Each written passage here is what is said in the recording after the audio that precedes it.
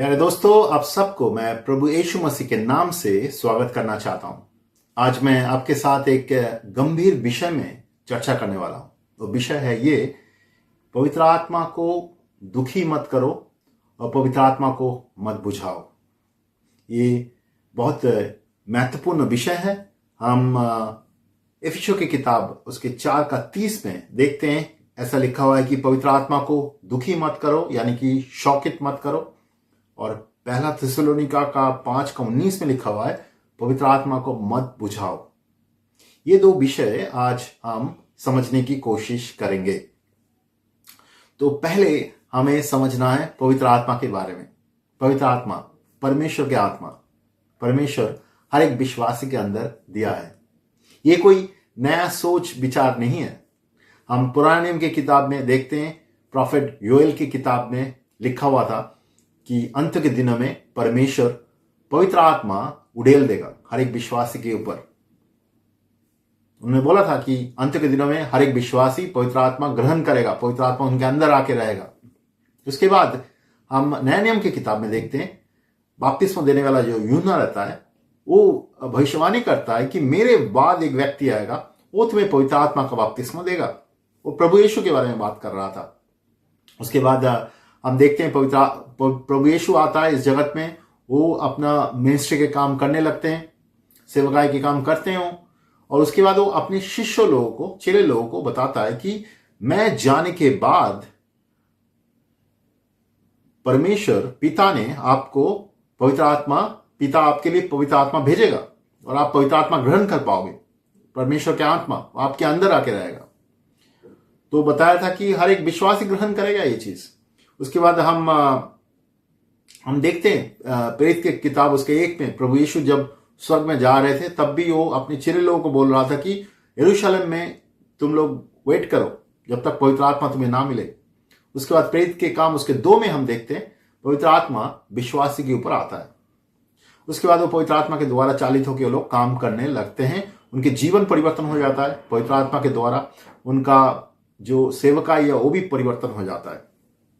तो ये पवित्र आत्मा परमेश्वर ने हमें इसलिए दिया है कि पवित्र आत्मा हमें दिया है, हर एक विश्वासी को परमेश्वर ने पवित्र आत्मा दिया है। हर एक विश्वासी पवित्र आत्मा ग्रहण करना है। पवित्र आत्मा हर एक विश्वासी के अंदर आके रहता है। हम जब प्रभु यीशु को ग्रहण करते हैं, जब सुसमाचार सुनते हैं, पापों से मन परिवर्तन करता है, परमेश्वर हमारा दिलों को बदल देता है, नया दिल देता है। उसके साथ साथ परमेश्वर चाहता है कि हम पवित्र आत्मा ग्रहण करें, उसके परमेश्वर के आत्मा जो हमारे अंदर आके रहता है। पवित्र आत्मा हमारे अंदर आके परमेश्वर के साथ हमारा जीवनों को जोड़ता है। वो परमेश्वर के वचनों को अच्छी तरह से हमें समझने में सहायता करता है, परमेश्वर की इच्छा के अनुसार हमें चलने में सहायता करता है, हमारे मन को परिवर्तन करने में वो सहायता करता है परमेश्वर की इच्छा के अनुसार। परमेश्वर की सच्चाई, उसके पवित्रता में चलने के लिए पवित्र आत्मा हमें हर रोज सहायता करता है। उसके साथ साथ पवित्र आत्मा हमें परमेश्वर के उसका जो दान है उसमें भी काम करने में सहायता करता है। ये पवित्र आत्मा का काम है। पवित्र आत्मा हमें परमेश्वर की इच्छा के अनुसार चलाता है। लेकिन यहाँ पे एक चीज समझना जरूरी है, पवित्र आत्मा हमारे साथ कभी भी जबरदस्ती नहीं करता। पवित्र आत्मा के ये सारे काम है, लेकिन पवित्र आत्मा कभी भी जबरदस्ती नहीं करता। वो हमारे अंदर रहता है, लेकिन पवित्र आत्मा चाहता है कि हम उसके अगुवाई में चले, हमारा जीवन चले। लेकिन एक विश्वासी चाहता है तो पवित्र आत्मा को नहीं सुन के अपने पापों के स्वभाव के अनुसार वो चल सकता है, अपने हिसाब से वो चल सकता है। ऐसा ऑप्शन है, चल सकता है हर एक विश्वासी। लेकिन परमेश्वर ये चाहता नहीं है। परमेश्वर हमें हर एक विश्वासी को लिए चाहता है कि वो पवित्र आत्मा का अगुवाई में चले, पवित्र आत्मा को सुने, वचन के अनुसार, पवित्र आत्मा के अनुसार वो चले। पवित्र आत्मा उस व्यक्ति का मार्गदर्शन कराता है, पवित्र आत्मा उसको सही रास्ते में चलाता है। तो ये पवित्र आत्मा का काम है। पवित्र आत्मा को परमेश्वर ने हमें इसलिए दिया है। अभी एक विश्वासी पवित्र आत्मा को पवित्र आत्मा को दुखी कर सकता है या शौकित कर सकता है। ये हम इफिसियों की किताब उसके 4 में हम देखते हैं। इफिसियों की किताब उसका 4:30 में इसके बारे में लिखा हुआ है, पवित्र आत्मा को दुखी मत करो, यानी कि शौकित मत करो। अभी ये चीज क्यों लिखा है यहाँ पे?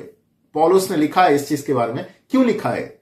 अभी इसको समझने के लिए हमें जो इफिसियों की किताब का 4 है उसको सही तरीके से समझना जरूरी है। इसका आधार क्या है? हम वचन में कहीं पे कुछ चीज देख सकते हैं, कुछ चीज लिखा हुआ है, उसको समझने के लिए उसका आधार समझना जरूरी है, किस आधार पे उस चीज को लिखा गया है।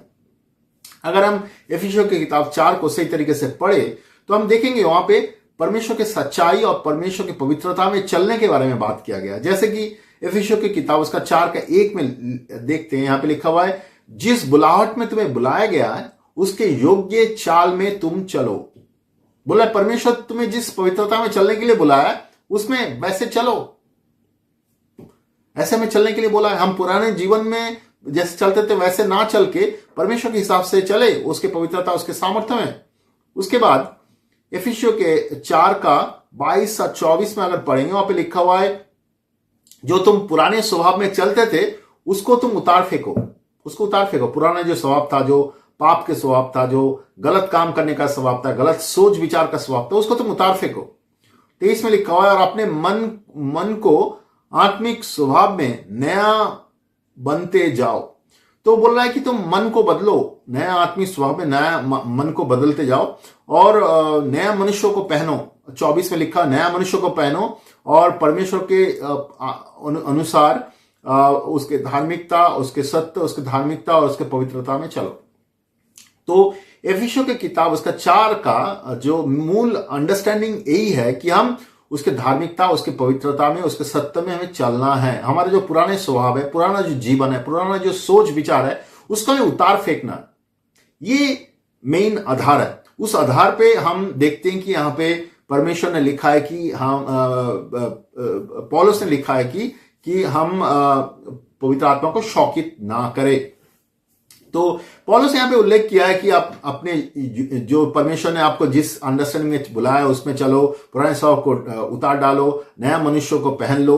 तो ये सब उन्होंने बोला है। उसके बाद आप 29 से 32 में पढ़ेंगे तो वहां पे भी बोल रहा है कि तुम्हारे मुंह से गलत शब्द ना निकले, ऐसे शब्द निकले जो दूसरे व्यक्ति को उन्नति करे, ऐसे शब्द निकले, ऐसे शब्द निकले तुम्हारे मुंह से, गलत शब्द तुम्हारे मुंह से ना निकले। उसके बाद 30 में लिखा हुआ है कि पवित्र आत्मा को तुम दुखी मत करो, और यह भी लिखा है पवित्र आत्मा को तुम्हारे ऊपर दिया हुआ है मोहर के रूप में, प्रभु ने छुटकारे के दिन के लिए मोहर के रूप में दिया है।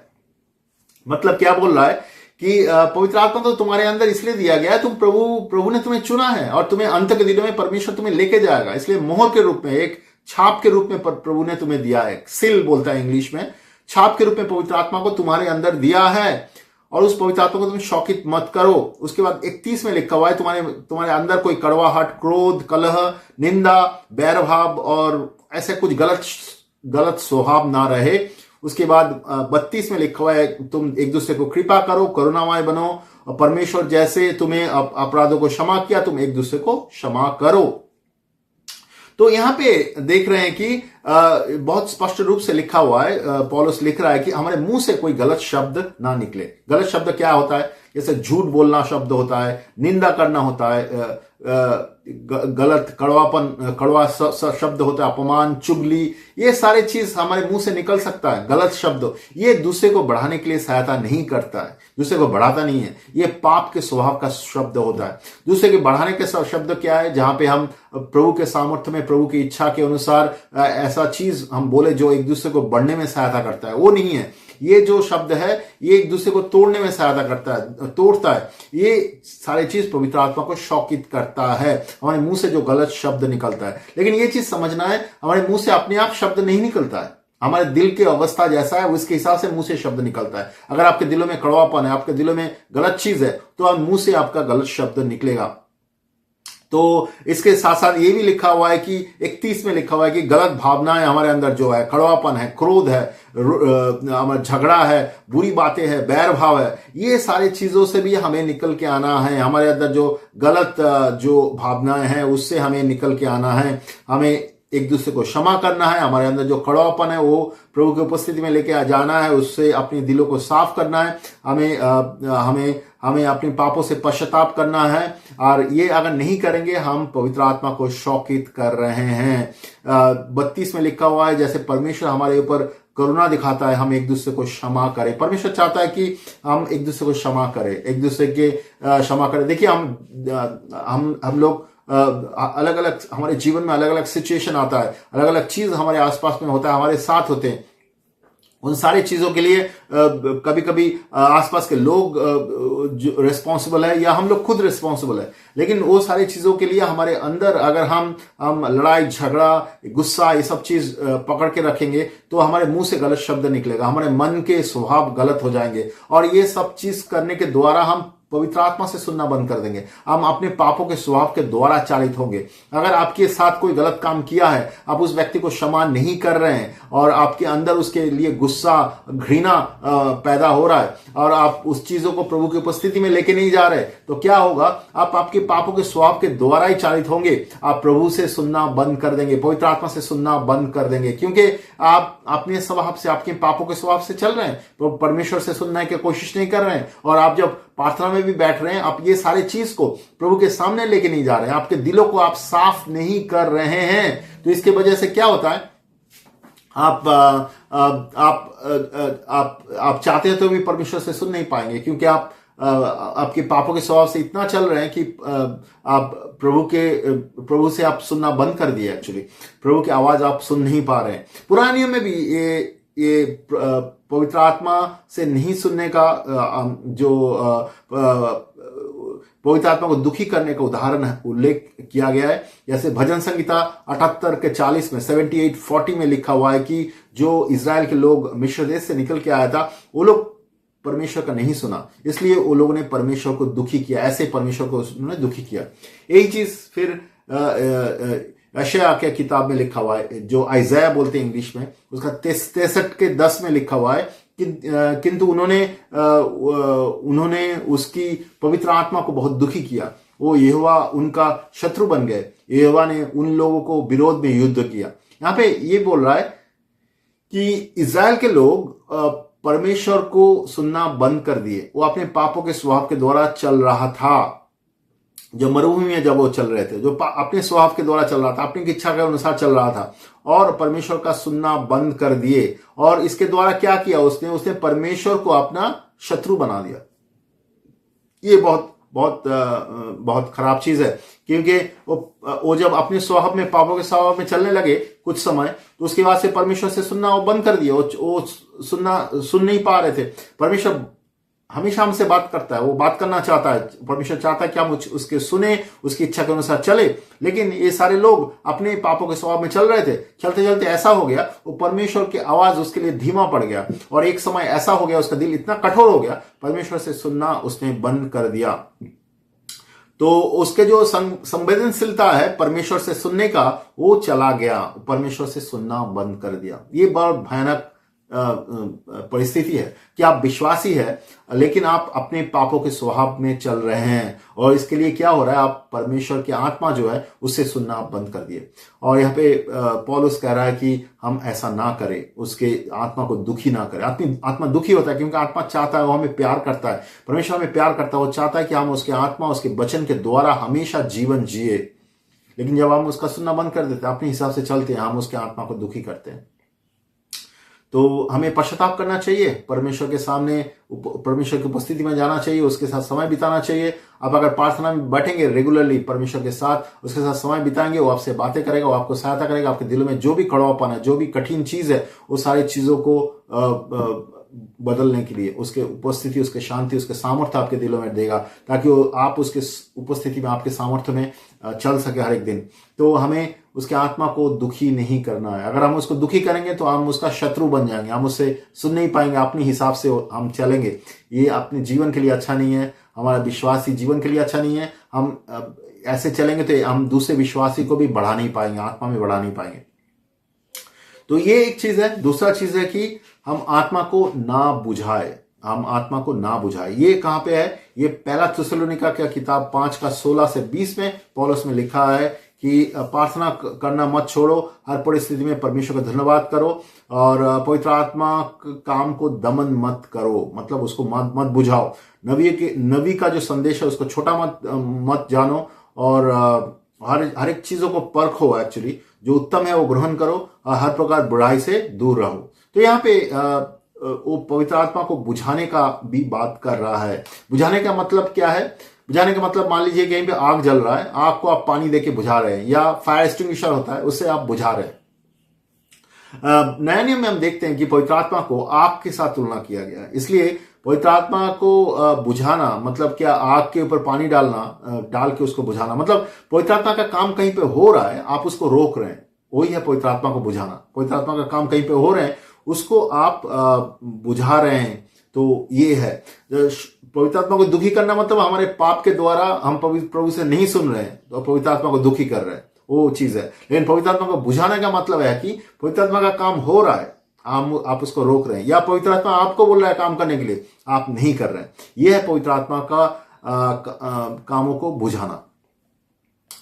तो किस आधार पे ये लिखा गया है? यहाँ पे पौलुस लिख रहा है, सदा आनंदित रहो, निरंतर प्रार्थना करो, हर बात में परमेश्वर का धन्यवाद दो, और भविष्यवाणी को तुच्छ मत जानो, सब कुछ परखो, बुराई से दूर रहो। ये सारी चीज लिखा। उसके बाद वो लिख रहा है कि प्रेरणा जो पवित्र आत्मा से जो चीज आता है उसको अनदेखा मत करो, सेवा करने से मत डरो, सुसमाचार बांटने से डरना, ये सारी चीज पवित्र आत्मा को बुझाना है। पवित्र आत्मा आपके द्वारा काम करना चाह रहा है, आप उसको रोक रहे हैं, आप नहीं काम करना चाह रहे हैं, आप अपने आप को लेजी फील कर रहे हैं, आप नहीं करना चाहते, पवित्र आत्मा को बुझाना है। इसके अलावा पवित्र आत्मा किसी के द्वारा बात कर रहा है, मान लीजिए कि आपके कलीसिया में किसी के द्वारा परमेश्वर पवित्र आत्मा बात कर रहा है, लेकिन आप उसको रोक रहे हैं, आपके अंदर घमंड है, आप चाहते नहीं कि पवित्र आत्मा उसके द्वारा काम करे, तो आप पवित्र आत्मा को उसको रोक रहे हैं बोलने के लिए, और बोल रहे नहीं वो पवित्र आत्मा का काम नहीं है, वो भी पवित्र आत्मा को रोकना। या पवित्र आत्मा आपको काम करने के लिए बोल रहा है, कुछ कहीं पे सेवा करने के लिए बोल रहा है, कहीं पे आपको सुसमाचार किसी के साथ शेयर करने के लिए बोल रहा है, लेकिन आप करना नहीं चाह रहे हैं, आप सोच रहे हैं कि नहीं मैं अभी सो जाता हूं, मैं अभी थोड़ा रेस्ट करता हूं, बाद में करूंगा, तो आप पवित्र आत्मा का कामों को रोक रहे हैं। अपनी इच्छा से आप करना चाहते हैं, अपनी इच्छा अपने सामर्थ्य से करना चाहते हैं, लेकिन पवित्र आत्मा ऐसा नहीं करता है। पवित्र आत्मा उसके हिसाब से वो काम करता है। पवित्र आत्मा हर एक विश्वासी को इस्तेमाल करना चाहता है। ऐसे भी हो सकता है पवित्र आत्मा आपको बोल रहा है कि किसी व्यक्ति को क्षमा करो, किसी व्यक्ति ने आपके साथ खराब बर्ताव किया, उसको क्षमा करो, लेकिन आप क्षमा नहीं कर रहे हैं, वो भी आप पवित्र आत्मा का कामों को रोक रहे हैं, क्योंकि पवित्र आत्मा आपके दिलों में काम कर रहा है, वो आपको मुक्त करना चाहता है, वो आपको आपकी पवित्रता, उसके पवित्रता और सामर्थ्य में चलाना चाहता है। पवित्र आत्मा मान लीजिए कि कहीं पे बोल रहा है कि आप गवाही दो, लेकिन आप टाल देते हो, आप गवाही नहीं देते हो। पवित्र आत्मा बोलता है किसी के लिए प्रार्थना करो, कोई व्यक्ति बीमार है उसके लिए प्रार्थना करो, लेकिन आप बोल रहे हो कि मैं व्यस्त हूं, मैं प्रार्थना नहीं करूंगा, या मैं चर्च में जा रहा हूं, मैं अभी बिजी हूं, मैं प्रार्थना नहीं करूंगा। आप पवित्र आत्मा का कामों को रोक रहे हो। या कोई प्रार्थना करना चाह रहा है, कोई प्रार्थना कर रहा है, चंगाई कर रहा है, छुटकारा दे रहा है, या आत्मा से, प्रभु की आत्मा से कुछ बोल रहा है, आप उसको रोक रहे हो, तो पवित्र आत्मा का कामों को आप बुझा रहे हो। ये कभी कभी जो कलीसिया में जो अगुए होते हैं, जो चर्च का लीडर होते हैं, वो लोग पवित्र आत्मा कामों को कभी बुझाते हैं। सुनने में खराब लगता है, लेकिन वो लोग में बहुत सारे लोग होता है, जो बहुत सारे अगुए ऐसे होते हैं कि वो जो कलीसिया में जो काम हो रहा है उसको नियंत्रण करना चाहता है। वो अपने आप को परमेश्वर के साथ हाथ में समर्पण ना करके वो सारी चीजों को नियंत्रण करना चाहता है। तो अपने आप को बड़ा दिखाना चाहता है, वो अपने हिसाब से चीजों को करना चाहता है, अपने जो अभिलाषा है उसके हिसाब से परमेश्वर के काम करना चाहता है। वो ऐसा नहीं है, परमेश्वर ऐसे काम नहीं करता है। परमेश्वर हर एक विश्वासी को इस्तेमाल करना चाहता है। परमेश्वर हर एक विश्वासी के द्वारा काम कर सकता है। परमेश्वर के काम किसी व्यक्ति विशेष में सीमित नहीं है कि आपका जो अगुवे है वो सिर्फ पवित्र आत्मा का काम करेगा, नहीं, हर एक विश्वासी पवित्र आत्मा का काम कर सकता है। पवित्र आत्मा हर एक विश्वासी के द्वारा काम कर सकता है। अगर हमारे अंदर घमंड है, हमारे अंदर नियंत्रण करने का आदत है, मैं मान लीजिए कि मैं किसी कलीसिया का अगुवे हूं और मैं लोगों को नियंत्रण करना चाहता हूं, मेरे अंदर घमंड है, तो मैं क्या करूंगा, दूसरे व्यक्ति जो जिसके द्वारा पवित्र आत्मा काम कर रहा है, तो मैं इसको रोक दूंगा, मैं बोलूंगा उसके द्वारा नहीं, पवित्र आत्मा सिर्फ मेरे द्वारा काम करेगा।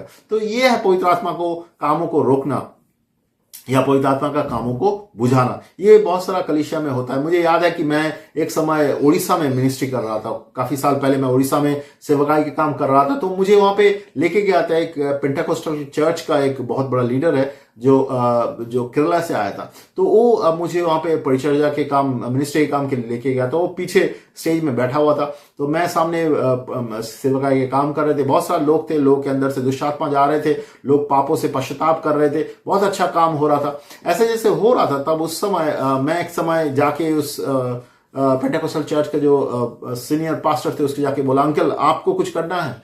तो उन्होंने बोला नहीं, मुझे कुछ नहीं करना है, पवित्र आत्मा आपको जो बोल रहा है वही करो, आप, मैं यहाँ पे बैठे रहता हूँ, आप करो पवित्र आत्मा जो आपको बोल रहा है।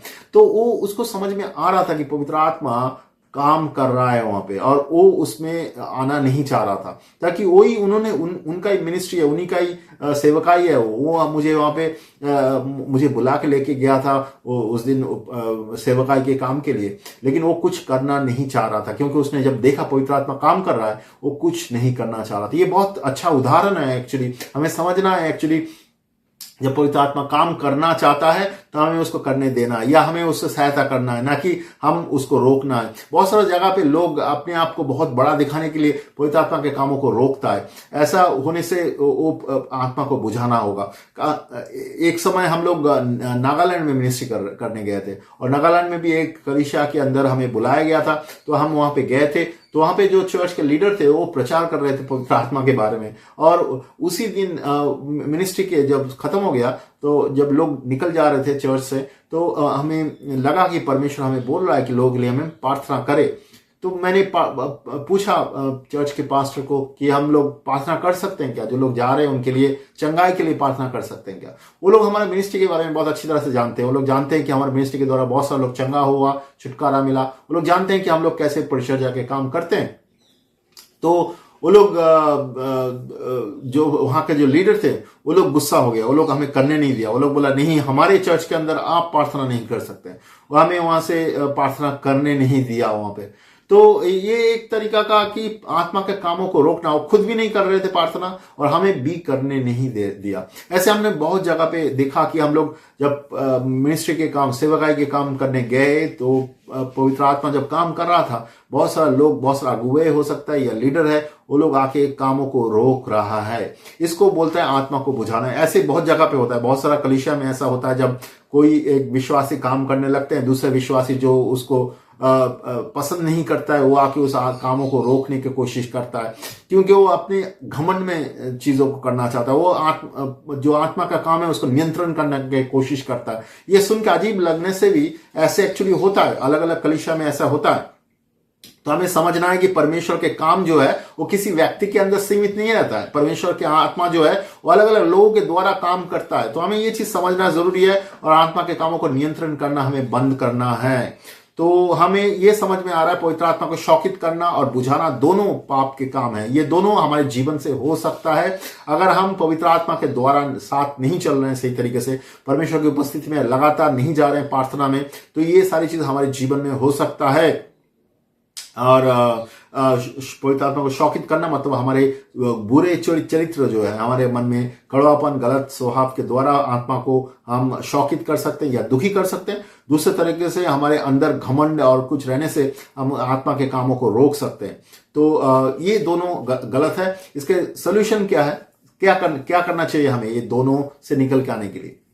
बहुत आसान है। हमें लगातार रेगुलरली हमें प्रभु की उपस्थिति में जाना है प्रार्थना के लिए, और हमारे दिलों में अगर ऐसा कोई भी चीज है जो प्रभु की इच्छा से सही नहीं है, वो सारी चीजों को परमेश्वर के सामने रखना है, पापों से पश्चाताप करना है, दूसरे लोगों को क्षमा करना है, हमारे दिलों में जो भी राग, घृणा, लड़ाई, झगड़ा है वो सब प्रभु के सामने रखना है, हमारे दिलों को साफ करना है प्रभु की उपस्थिति में। प्रभु की आत्मा हमें साफ करने में सहायता करता है, प्रभु के वचन हमें साफ करता है। उसके साथ साथ हमारे दिलों को विनम्र करना है, प्रभु से सुनना है। अगर आप हर एक दिन प्रभु की उपस्थिति में जाके प्रार्थना कर पा रहे हैं, परमेश्वर के साथ समय बिता पा रहे हैं, तो आपके दिल सही है। जिसका दिल सही नहीं है वो परमेश्वर की उपस्थिति में हर एक दिन प्रार्थना में वो जा नहीं सकता है, परमेश्वर से वो सुन नहीं सकता है। ये प्रॉब्लम होता है वो।